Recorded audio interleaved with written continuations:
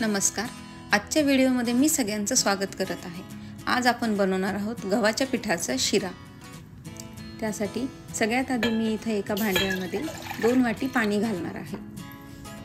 प्रमाण एकाच वाटीचं घ्यायचं. आता मी या वाटीनं सगळं प्रमाण घेणार आहे. तर या वाटीनं मी आता 2 वाटी पाणी घातलेले आणि त्यासाठी मी इथं 1 वाटी साखर घालणार आहे. तर आता इथं आपल्याला पाक बनवायचा नाहीये, फक्त साखर पाण्यामध्ये विरघळेपर्यंत आपल्याला याला गरम करून घ्यायचं आहे. एक उकळी आली की लगेचच गॅस बंद करून आपल्याला हे बाजूला ठेवायचं आहे. पाक बनवायचा नाही. तर आता गणपती जवळ येत आहेत. गणपतीसाठी मी इथं 10 दिवसाच्या 10 रेसिपी तुम्हाला दाखवणार आहे नैवेद्यासाठीच्या. त्यासाठी जर तुम्ही माझ्या चॅनलला सबस्क्राईब केलं नसेल तर पहिले सबस्क्राईब करून घ्या. आता याला छान उकळी आलेली आहे. लगेचच गॅस बंद करायचा आहे आणि आपण हे पातेलं बाजूला ठेवून देऊ. आणि आता याच्यावर मी एक पॅन ठेवलेला आहे.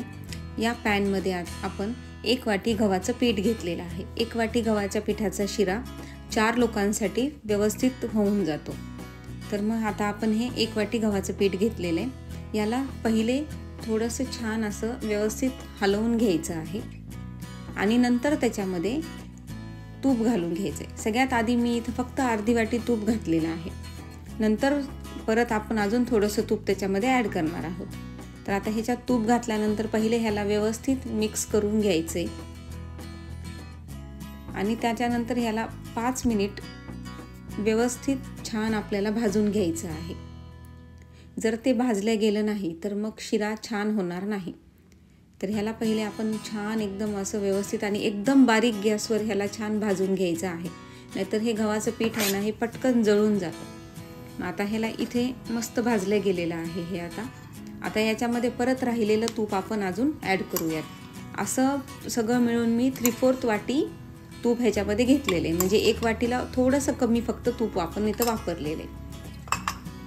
आता ह्याच्यामध्ये अजून तूप ॲड केल्यानंतर ह्याला परत छान व्यवस्थित हलवून घ्यायचं आहे आणि याचा कलर चेंज होईपर्यंत आपल्याला ह्याला हलवत राहायचं आहे. जर तुम्ही हलवलं नाही तर खाली परत चिटकणार आणि ते खालचं परत लवकर जळून जातं. त्यासाठी कंटिन्यू ह्याला हलवत राहायचं. आता तुम्ही बघा, याचं टेक्स्चर पण बदललंय आणि याचा कलर पण बदललाय. तर आता या स्टेजला आता हे व्यवस्थित तयार झालेलं आहे. ह्याच्यामध्ये आपण जो साखरेचं पाणी करून घेतलं होतं ते आता याच्यामध्ये आपण घालून घेऊयात. आता हे साखरेचं पाणी घातल्यानंतर ह्याच्यामध्ये गुठळ्या होऊ द्यायच्या नाहीत. याला व्यवस्थित सगळं हे एकजीव झालं पाहिजे प्रॉपर. आता ह्याला आपण व्यवस्थित मिक्स करून घेऊया. तुमच्या इथे गणपतीच्या वेळेला तुम्ही काय काय नैवेद्याचे पदार्थ करतात हे तुम्ही मला कमेंटमध्ये नक्की सांगा. किंवा तुम्हाला अजून कोणत्या पदार्थाची रेसिपी हवी असेल तर तेही तुम्ही मला कमेंटमध्ये सांगा. मी त्याचा व्हिडिओ बनवण्याचा नक्की प्रयत्न करेन. आता ह्याला आपण छान व्यवस्थित हलवून घेणार आहोत. मी आता रोज एक व्हिडिओ अपलोड करणार आहे 10 दिवसाच्या 10 रेसिपीज नैवेद्यासाठीच्या. त्यासाठी तुम्ही माझ्या चॅनलला नक्की सबस्क्राईब करून ठेवा आणि बेल आयकॉनला प्रेस करायला विसरू नका, म्हणजे मी व्हिडिओ पोस्ट केल्यानंतर तुम्हाला त्याचं नोटिफिकेशन येईल. आता हे पाणी ह्यानं पूर्ण ऑब्झर्व करून घेतलेलं आहे.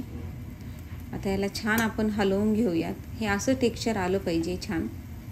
आता याच्यामध्ये सगळे मस्त मी ड्रायफ्रूट्स कट करून घेतलेले होते, ते वरनं ड्रायफ्रूट्स आपण ह्याच्यामध्ये घालून घेऊ आणि व्यवस्थित याला मिक्स करून घेऊयात.